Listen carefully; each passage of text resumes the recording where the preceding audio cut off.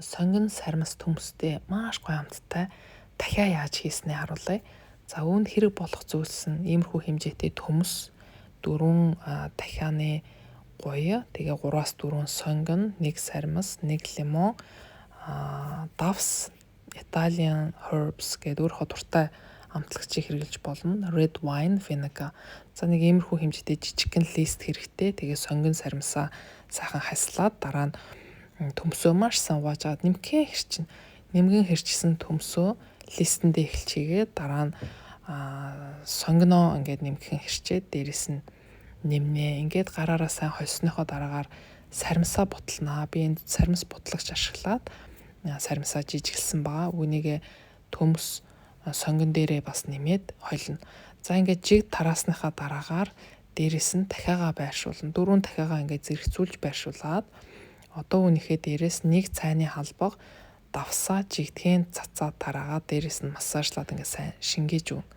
За ингэснийхээ дараагаар нөгөө лимоныхоо талыг шахаад дахиан дээрээсээ шахаад үлдсэн хэсгийг жижигэн ингээ хэрчицсэн байсан тий. Тэрийгэ дахиан дээрээ ингээ байршуулад өгнө.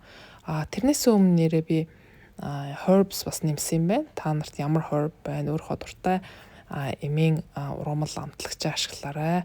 Би Italian herbs гэдэг имийг ашигласан байгаа. За одоо нөгөө лимоно яаж дээр нь шахсныгаа харууллаа. Тэгээд багаар хэрчсэн хэрчим лимонуудаа дахиан дээр ингээ байршуулахаар маш гоё лимоны амт, маш гоё амт оруулдаг.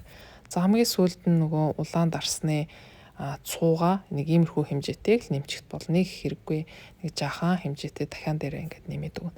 За ингээд урдчлан халаасан шарх зууханд 200 градус Цельс дээр ойролцоогоор 50 минутаас 1 цаг болгоод гаргаад ирэхэд ийм гоё болсон байдаг.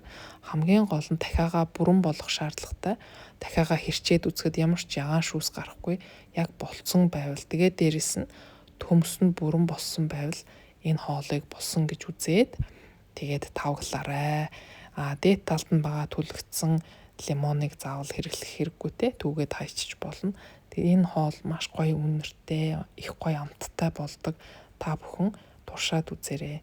За баяртай.